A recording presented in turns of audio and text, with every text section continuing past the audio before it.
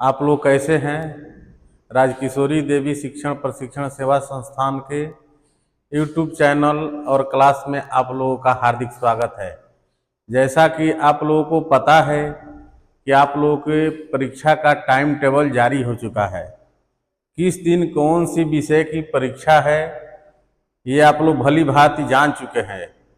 अब तो उतना समय नहीं रह चुका है कि आप लोगों को पूरा बता दिया जाए, क्योंकि पहले से ही हम लोग आप लोग के लिए प्रतिदिन क्लास लेते थे और वीडियो के माध्यम से बताते थे। अभी थोड़े समय में हम लोगों का यही कोशिश है कि आप लोगों को परीक्षा में कैसे क्वेश्चन आ सकते हैं, उसी टॉपिक को मेन निचोड़ जो होता है, महत्वपूर्ण टॉपिक होता है, उसी को लेकर हम आप लोगों को अब बताएंगे। क्योंकि मैं चाहता हूं कि 2-4 क्लास ऐसा लिया जाए ताकि जो परीक्षा में संभावित प्रश्न उत्तर हो या वस्तुनिष्ठ क्वेश्चन हो, उसी आधार पर आप लोगों की पढ़ाई हो। ठीक है, तो आज का जो हमारा टॉपिक है कि भारतीय और WHO अनुसार अल्पदृष्टि की परिभाषा। क्या है हमारा टॉपिक कि मान लीजिए कि जितने भी हमारे VI के स्टूडेंट हैं तो उन लोगों में जरूर ऐसा क्वेश्चन आएगा। ठीक है, तो ये है कि भारतीय और WHO के अनुसार अल्पदृष्टि की क्या परिभाषा होगी। ठीक है, तो देखिए, अकॉर्डिंग टू इंडियन लॉ, भारतीय कानून के अनुसार, ठीक है, और PWD एक्ट, इसके अनुसार, PWD एक्ट मतलब पर्सन विथ डिसेबिलिटी एक्ट। ठीक है, समझ में आ रहा है ना। तो अल्प दृष्टि वह दृष्टि है जो अपवर्तन की दृष्टि की सुधार के उपरांत कार्यात्मक क्षति के रूप में होती है। अल्प दृष्टि हम लोग किसको कहते हैं कि जितने भी चिकित्सीय उपचार दिया जाता है उसके बावजूद उसकी आंखों की शुद्ध रोशनी न हो, तो उसको हम लोग क्या कहते हैं, अल्प दृष्टि कहते हैं। तो इसी का वही परिभाषा है कि अल्प दृष्टि वह दृष्टि है जो अपवर्तन त्रुटि के यानी उपचार के उपरांत कार्यात्मक क्षति के रूप में होती है। ठीक है,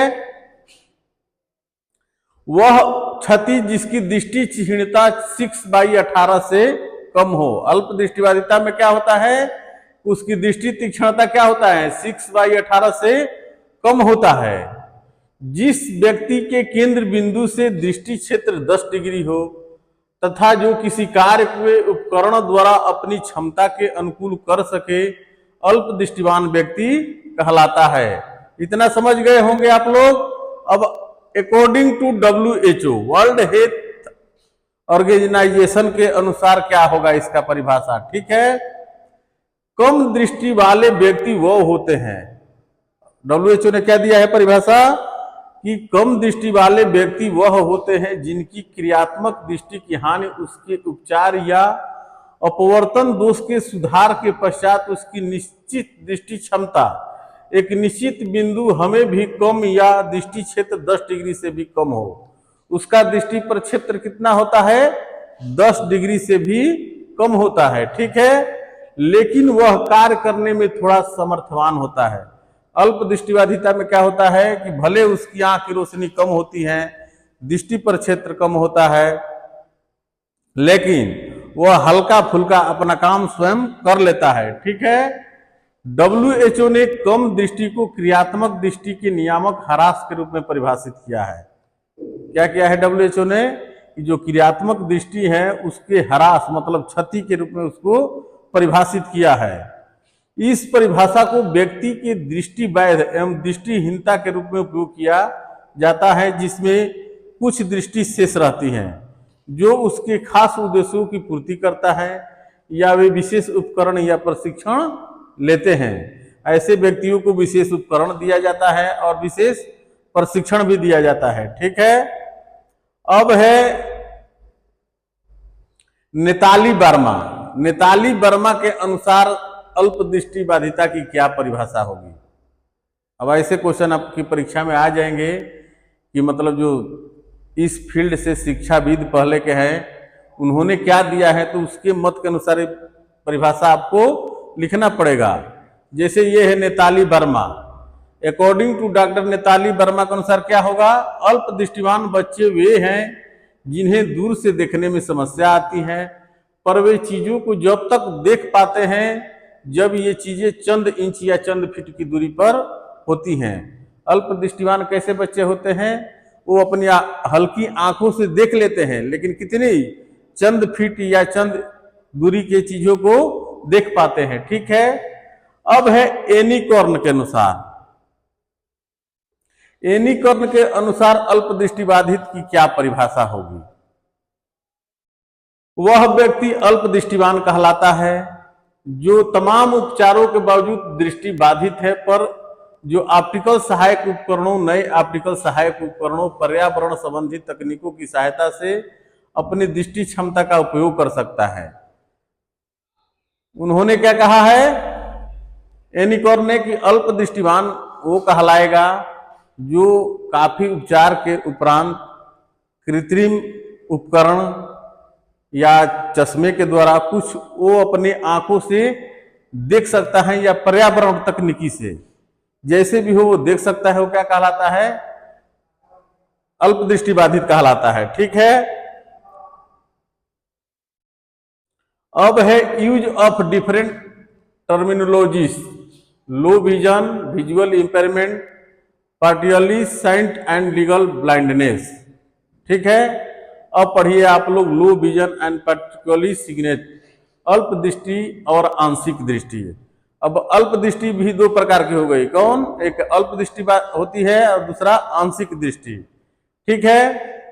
अल्प दृष्टि के संबंध में अनेक बार भ्रम उत्पन्न हो जाते हैं। क्या होता है कि अल्प दृष्टि के बारे में अनेक बार भ्रम उत्पन्न हो जाते हैं। अनेक लोग इस संबंध में अन्य शब्दों जैसे आंशिक दृष्टि, कानूनी दृष्टिहीन, अल्प दृष्टिहीन जैसे शब्दों का बदल बदल के उपयोग कर लेते हैं। लेकिन ये समझ जाइए कि आंशिक दृष्टिबाधिता और अल्प दृष्टिबाधिता में भी अंतर है। हम लोग क्या करते हैं कि दोनों का एक ही अर्थ मानते हैं। पहले दृष्टिबाधित शब्दों के उन लोगों के लिए होता था जिन्हें हम आंशिक कहते हैं, पर अब दृष्टिबाधित पदावली का उपयोग दृष्टिहीन तथा अल्प दृष्टि और आंशिक दृष्टि दोनों होती है। करीब 15 वर्ष पूर्व, ठीक है, आंशिक दृष्टि वाले दृष्टिबाधित कहे जाते थे, क्योंकि ये लोग उस प्रकार के भाग नहीं लेते थे जैसे दृष्टिवान भाग लेते थे। जो पहले का, आज से 15 साल पहले क्या होता था कि जो आंशिक दृष्टि वाले बच्चे होते थे वो किसी सभा में या फंक्शन में दृष्टिवान बच्चों की तरह भाग नहीं लेते थे, तो हमारा समाज उन लोगों को भी दृष्टिबाधित की ही जानता था। ठीक है। अब देखिए, इसके अलावा आंशिक और अल्प दृष्टि में दो अलग अलग मान्यताएं हैं। कौन कौन? 1992 में बैंकॉक में आयोजित WHO की नई परिभाषा विकसित हुई, जिसके अनुसार अल्प दृष्टिबाधित व्यक्ति को आंशिक दृष्टिवान व्यक्ति भी कहा जा सकता है। इसको अल्प दृष्टिबाधित को आंशिक दृष्टिबाधित कब कहा जाने लगा? 1992 में जब बैंकॉक में इस पर सम्मेलन हुआ तब। जिसके आंख की कार्य प्रणाली या चश्मे के बावजूद प्रकाश में दृष्टि तीक्ष्णता कम हो या दृष्टि क्षेत्र 10 डिग्री से कम हो, ठीक है, पर अपनी दृष्टि क्षमता का उपयोग किसी कार्य नियोजन या कार्यान्वयन के लिए कर सकता है। अल्प दृष्टिबाधित व्यक्ति क्या कर सकता है? वो अपने निजी काम या जो भी कुछ करना होता है, दैनिक क्रिया कौशल, वो अपनी आंखों से उपयोग करके कर सकता है। ठीक है। अब है लो विजन। अल्प दृष्टि से तात्पर्य व्यक्ति दृष्टि की क्षमता का कम एक अल्प दृष्टि व्यक्ति चिकित्सीय प्रयासों के से हो सकती है। यह शब्द वह व्यक्ति है जिसके बावजूद समान दृष्टि उनके लिए प्रयोग की है, जो कानूनी तौर पर दृष्टिहीन, इतनी दृष्टिहीन हो या इतनी दृष्टिहीन क्षीण हो कि वह केवल विशेष उपकरणों की सहायता से कुछ सीख सके। मतलब कि उसकी ऐसी दृष्टि क्षीण होती है या कम होती है, वो बगैर विशेष उपकरण के द्वारा अपना पढ़ाई नहीं कर सकता है या अपना कोई काम नहीं कर सकता है। ठीक है। अब है विजुअल इंपेयरमेंट। विजुअल इंपेयरमेंट मतलब दृष्टिबाधिता। दृष्टिबाधिता का अर्थ है दृष्टि में वह कमी जो उपचार आदि बावजूद बच्चे के शैक्षणिक प्रदर्शन को प्रतिकूल रूप से प्रभावित करती है। दृष्टिबाधिता किसे कहते हैं कि सभी उपचारों के उपरांत वो अपनी आंखों की रोशनी का उपयोग अपनी पढ़ाई के क्षेत्र में नहीं कर पाते हैं या अपने जो भी क्रिया कौशल होते हैं उसमें नहीं कर पाते हैं। उसे दैनिक क्रिया कौशल में भी उसे काफी असहज महसूस होना पड़ता है, तो वो क्या कहलाता है? दृष्टिबाधिता कहलाता है। ठीक है, तो आप इसमें आराम करें। अब है पार्टियली सिग्नेट। शिक्षा के लिए जिनकी दृष्टि तीक्ष्णता 20/70 हो। शिक्षा के लिए कितनी होनी चाहिए दृष्टि तीक्ष्णता? 20/70 हो, या फिर जिनकी दृष्टि सही करने पर ऐसे हो कि अधिकांश पढ़ाई के लिए वे प्रयोग कर सके, आंशिक दृष्टि कहलाता है। आंशिक दृष्टि किसको कहते हैं? कि जिसकी दृष्टि तीक्ष्णता 20/70 हो, अब वो अपनी शेष रोशनी का प्रयोग पढ़ाई के संदर्भ में कुछ कर सकता है, उसे आंशिक दृष्टिवान व्यक्ति हम लोग कहते हैं या बच्चा। ठीक है, अब है लीगल ब्लाइंडनेस। लीगल ब्लाइंडनेस का मतलब वास्तविक दृष्टिबाधिता किसको कहते हैं? ठीक है, उपचारात्मक सुधार के बावजूद जिसकी दृष्टि तीक्ष्णता 20/200 हो और जिसका दृष्टि प्रक्षेत्र 20 डिग्री से कम हो। उसका दृष्टि प्रक्षेत्र कितना हो? 20 डिग्री से भी कम हो, और देखने की जो क्षमता हो 20/200 हो, तो वो व्यक्ति क्या कहलाता है? दृष्टिहीन की श्रेणी में आता है। ठीक है, अब है इंपोर्टेंट ऑफ ईयरली आइडेंटिफिकेशन। अब इसमें शीघ्र पहचान क्या होता है, इन बच्चों के लिए जरूरी होता है। कैसे हम लोग आइडेंटिफाई करेंगे? ईयरली ऑफ इंपोर्टेंट क्या है कि ईयरली ऑफ आइडेंटिफिकेशन, समय पर इनकी सही पहचान। ठीक है, मनुष्य के सीखने और विकसित होने की दर उसकी नवजात अवस्था अर्थात शैशवावस्था और बाल्यावस्था में अति तीव्र होती है। ठीक है, जब कोई बच्चा दृष्टि से संबंधित अपनी परेशानी व्यक्त करता है, अक्सर बड़े उसे नकार देते हैं, जिससे उसकी दृष्टि को नुकसान हो जाता है। यदि सही समय पर निदान होता है तो वह अपनी अवशिष्ट दृष्टि मतलब बची हुई दृष्टि का प्रयोग कर लेता है। शीघ्र पहचान और उचित कार्यात्मक कार्यक्रम के द्वारा हम बच्चे की श्रेष्ठतम क्षमता प्राप्त करते हैं। अल्प दृष्टि बच्चों को न केवल पढ़ाई लिखाई अपितु खेलने में भी चुनौतियों का सामना करना पड़ता है, ये आप लोग भली भांति जानते हैं। लेकिन आप लोगों को परीक्षा में लिखने की कैसी शैली है, जितनी अच्छी शैली में उस क्वेश्चन का आप लोग अपने मत के अनुसार बढ़िया से लिखेगा, उतना ही बढ़िया नंबर मिलेगा। ठीक है, साथ ही साथ उन्हें बातचीत करने में, मिलने जुलने सीखने तथा समस्याओं को हल करने और दैनिक गतिविधियों को प्रदर्शन करने में परेशानी होती है, वो क्या कहलाते हैं? पूर्ण दृष्टिबाधित कहलाते हैं।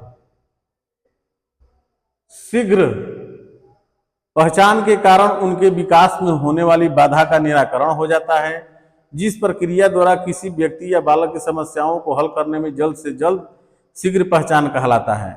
ऐसे बच्चों को, जो बच्चे समाज में नहीं खेल पाते हैं, अपने को संकुचित महसूस करते हैं या कुछ चीज देखने पर उन्हें सही समझ नहीं आता है, तो इसमें विशेष टीचर या हमारे समाज के लोगों को ध्यान देना चाहिए बच्चों पर, ताकि उनकी शीघ्र पहचान किया जा सके और उन्हें उचित उपचार या शिक्षा की व्यवस्था किया जा सके। ठीक है,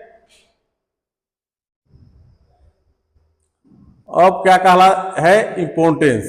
इसमें जरूरी क्या चीज है? पहला है सामाजिक समायोजन। शीघ्र पहचान के लिए सबसे पहला जरूरी क्या है? सामाजिक समायोजन। दूसरा है मनोवैज्ञानिक समायोजन। दूसरा नंबर क्या है? मनोवैज्ञानिक समायोजन। तीसरा है समुचित शारीरिक विकास। 4 नंबर है लेखन पठन का चुनाव।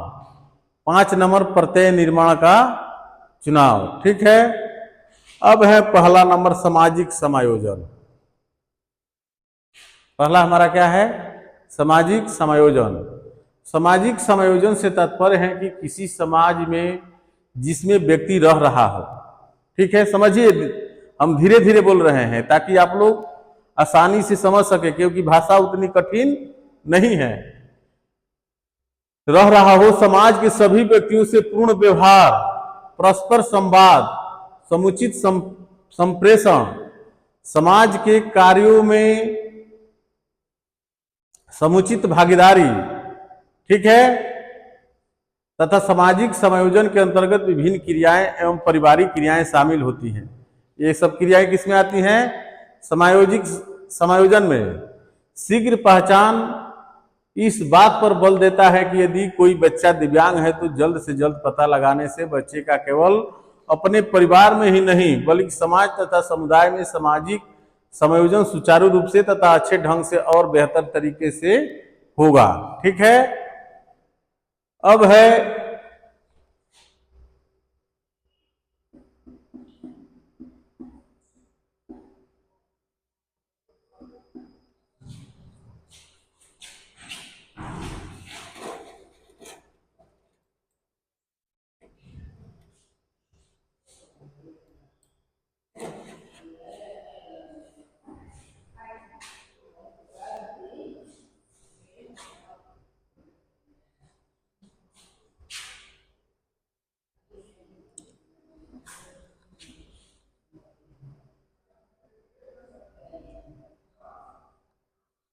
है मनोवैज्ञानिक समायोजन।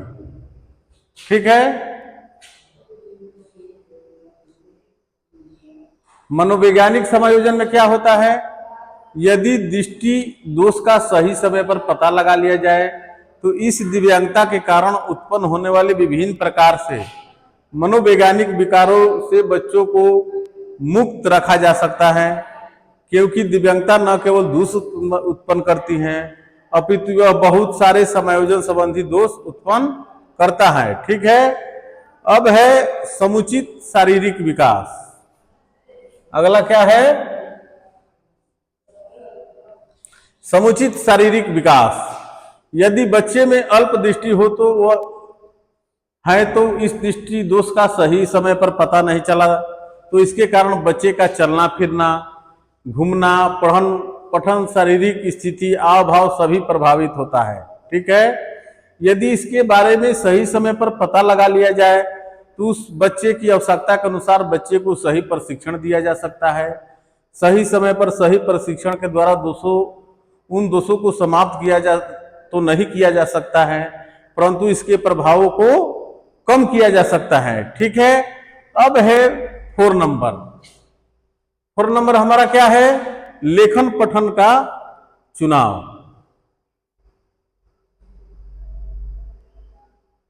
देखिए 4 नंबर, अब देखिए 4 नंबर क्या है?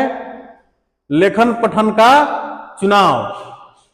यदि दृष्टिबाधिता या उसके प्रकार का सही समय पर पता सही लगा लिया जाए तो यह बच्चे की शिक्षा पर बहुत बड़ी भूमिका अदा करती हैं। ठीक है, यदि किसी बच्चे में अवशिष्ट दृष्टि और दृष्टि का प्रयोग किया जा सकता है तो बच्चे का सही समय पर लेखन पठन माध्यम ढूंढने में सहायक सिद्ध होता है। ठीक है, अब है 5 नंबर, प्रत्यय निर्माण का चुनाव। सामान्य बच्चों के लिए तथा दृष्टिबाधित बच्चों के लिए प्रत्यय निर्माण एक सामान्य महत्व रखता है, लेकिन इसके निर्माण की प्रक्रिया दोनों के लिए अलग अलग होती है। यद्यपि मिली दृष्टिबाधित बच्चे सामान्य बच्चे की तरह प्रत्यय निर्माण कराने की कोशिश की जाए तो इसका सही प्रकार से प्रत्यय निर्माण नहीं हो पाएगा। इसीलिए यदि सही समय पर बच्चे के दृष्टि दोष का पता लगा लिया जाए तो उसकी दृष्टि बाधा को ध्यान में रखते हुए प्रत्यय का निर्माण कराया जाएगा। इस प्रकार से वह बच्चा सही समय पर विकास की ओर अग्रसर हो जाएगा। ठीक है, देखिए ये टॉपिक मैंने आप लोगों के सामने इसलिए लाया ताकि आप लोग विशेष फील्ड से हैं, पढ़ाई कर रहे हैं, और जब आपको बच्चा पहचान करने की परिभाषा, उसके कौन कौन से ईयरली पहचान के नियम होने चाहिए, ये सब जब आप लोग नहीं बता पाएंगे, नहीं लिख पाएंगे तो फिर क्या लिखेंगे। इसीलिए मैंने इस टॉपिक को लाया ताकि पहले भी मैंने बहुत से आप लोगों के सामने टॉपिक लाया था, लेकिन अभी जो टॉपिक ला रहा हूं कि परीक्षा संबंधी है। ठीक है, ऐसे क्वेश्चन परीक्षा में आए हैं और आते भी हैं, इसीलिए मैंने आप लोगों के सामने लाया। और इस पर आप लोग ध्यान दीजिएगा कि अल्प दृष्टिबाधित, पूर्ण दृष्टिबाधित, आंशिक दृष्टिबाधित, ये सब की परिभाषाएं शिक्षाविदों के अनुसार, WHO के अनुसार, इसके बाद भारतीय रूल के अनुसार, ये सब जानना जरूरी है। और इन बच्चों की शीघ्र पहचान के कौन कौन से मेथड है, ये जो आप लोग को मैंने बताया, ये सब आप लोग ध्यान से देखिएगा। अब इस टॉपिक से क्या क्या कुछ वस्तुनिष्ठ क्वेश्चन बने हैं जो परीक्षा में संभावित आ सकते हैं। ठीक है, इस पर आप लोग ध्यान दीजिए। ठीक है,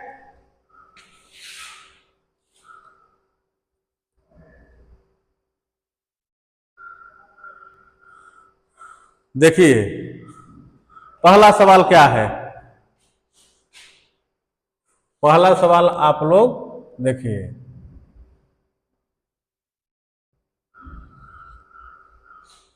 फर्स्ट सवाल क्या है,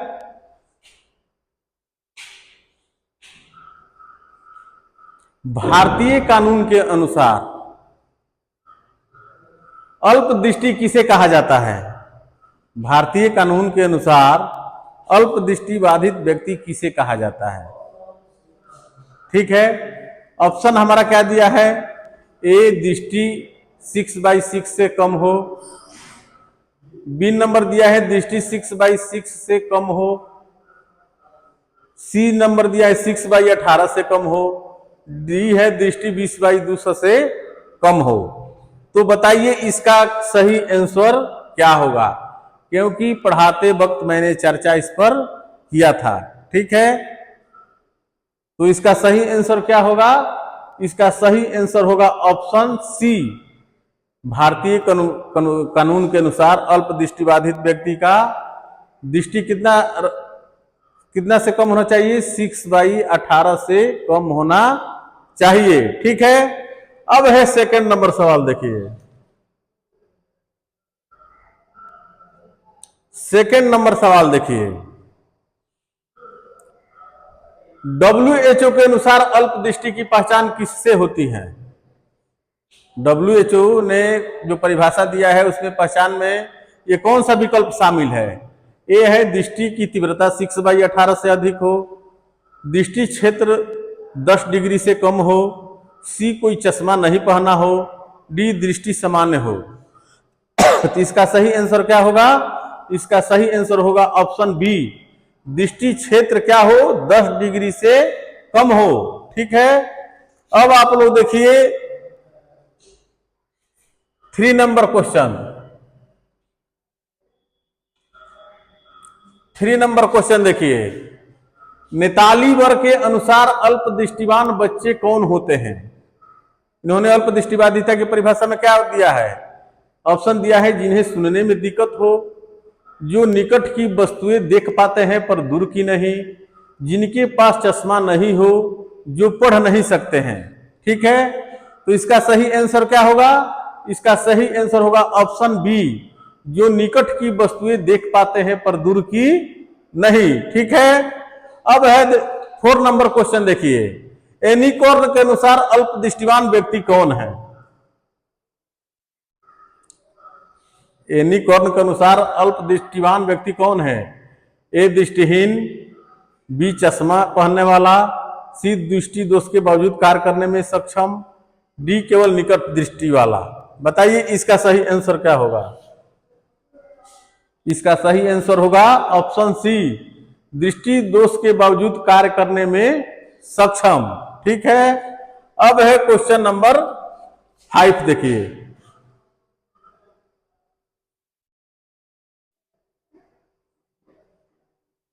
क्वेश्चन नंबर 5 क्या है स्क्रीन पर आप लोगों के सामने, ध्यान से देखिए।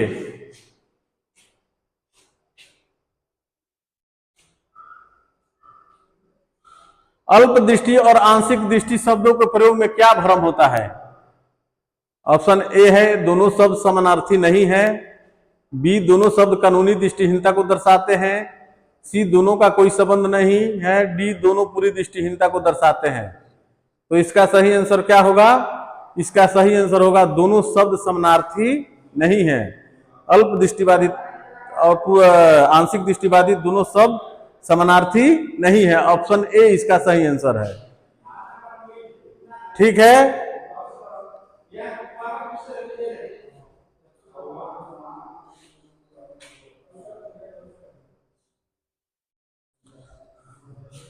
अब 6 नंबर क्वेश्चन देखिए।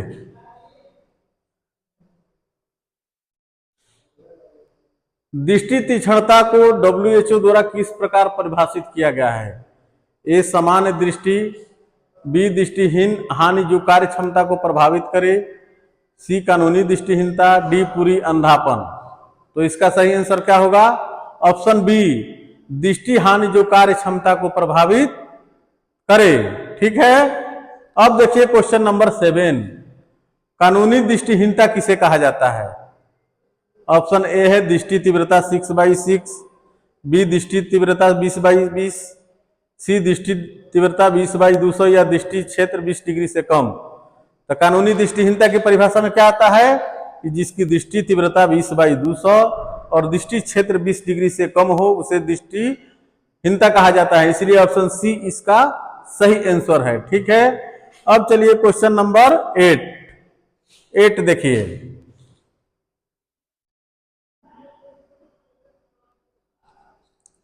8 अल्प दृष्टिवान व्यक्ति किस प्रकार के उपकरणों की मदद से कार्य कर सकते हैं? ऑप्शन हमारा क्या दिया है? ए चश्मा, बी प्रकाश यंत्र, सी विशेष दृष्टि उपकरण, डी सामान्य चश्मा। तो इसका सही आंसर क्या होगा? इसका सही आंसर होगा ऑप्शन सी विशेष दृष्टि उपकरण। ठीक है, अब है क्वेश्चन नंबर 9। दृष्टि दोष की शीघ्र पहचान क्यों आवश्यक है? आखिर दृष्टि दोष की शीघ्र पहचान को हम लोग क्यों आवश्यक मानते हैं? ए इलाज नहीं होता है, बी कोई लाभ नहीं होता है, सी बेहतर विकास संभव होता है, डी चश्मा बनाने में मदद मिलती है। ठीक है, तो इसका सही आंसर क्या होगा? ऑप्शन सी बेहतर विकास संभव होता है। ठीक है, अब है क्वेश्चन नंबर 10। शीघ्र पहचान से क्या लाभ होता है? ठीक है, ऑप्शन ए है केवल पढ़ाई में मदद, बी केवल खेलों में मदद, सी समग्र विकास संभव होता है, डी कोई लाभ नहीं। तो इसका सही आंसर क्या होगा? ऑप्शन सी समग्र विकास होता है। ठीक है, अब चलिए क्वेश्चन नंबर 11। क्वेश्चन नंबर 11 देखिए।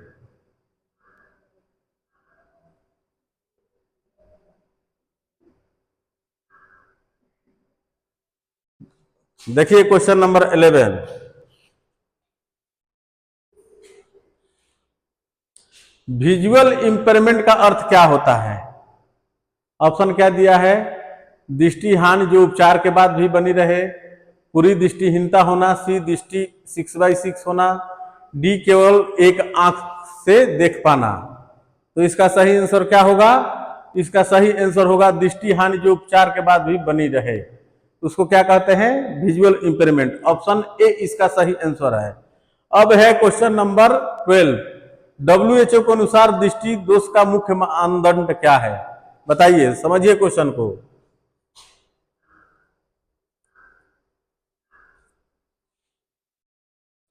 ऑप्शन हमारा क्या दिया है? ए पढ़ने की क्षमता, बी दृष्टि क्षेत्र और तीव्रता, सी उपकरणों की संख्या, डी शिक्षा स्तर। तो इसका सही आंसर क्या होगा? इसका सही आंसर होगा ऑप्शन बी दृष्टि क्षेत्र और तीव्रता। ठीक है, अब है क्वेश्चन नंबर 13 देखिए।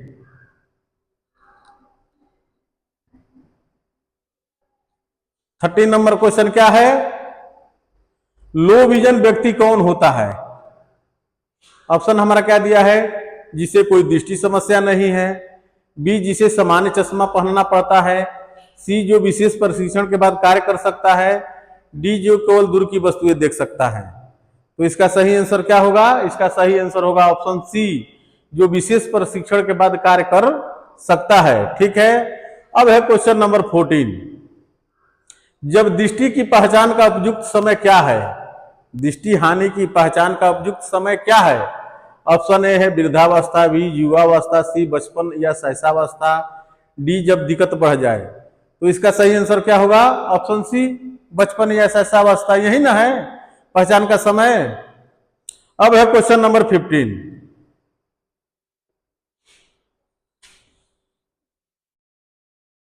15 नंबर क्वेश्चन देखिए, दृष्टि दोष से बच्चों पर क्या प्रभाव पड़ता है? केवल दृष्टि पर, केवल पढ़ाई पर, समग्र मानसिक, शारीरिक और सामाजिक विकास पर, केवल भोजन पर। तो इसका सही आंसर क्या होगा? इसका सही आंसर होगा समग्र मानसिक, शारीरिक और सामाजिक विकास पर। ठीक है। अब है क्वेश्चन नंबर 16, पार्टियली सिग्निफिकेंट व्यक्ति कौन होता है? इसका ऑप्शन क्या दिया है? ए जिसे कुछ भी दिखाई नहीं देता है, बी जिसे चश्मा पहनना हो, सी जिसकी दृष्टि 20/70 होती है, डी जिससे रंग नहीं दिखते हैं। तो इसका सही आंसर क्या होगा? इसका सही आंसर होगा जिसकी दृष्टि 20/70 होती है। ठीक है। अब चलिए क्वेश्चन नंबर 17 क्वेश्चन पर चलिए।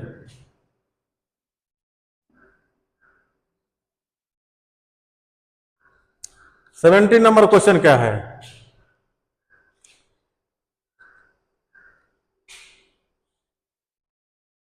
दृष्टि दोष के कारण कौन से समायोजन आवश्यक है? ए है सामाजिक, बी मनोवैज्ञानिक, सी शारीरिक, डी उपरोक्त सभी। तो इसका सही आंसर क्या होगा? इसका सही आंसर होगा ऑप्शन डी उपरोक्त सभी। ठीक है। अब है क्वेश्चन नंबर 18, प्रत्यय निर्माण में दृष्टिहीन बच्चों के लिए क्या आवश्यक है? ए सामान्य प्रक्रिया, बी विशेष प्रक्रिया, सी कोई अंतर नहीं, डी किताबों में सहायता। तो इसका सही आंसर क्या होगा? ऑप्शन बी विशेष प्रक्रिया। ठीक है। अब चलिए क्वेश्चन नंबर 19।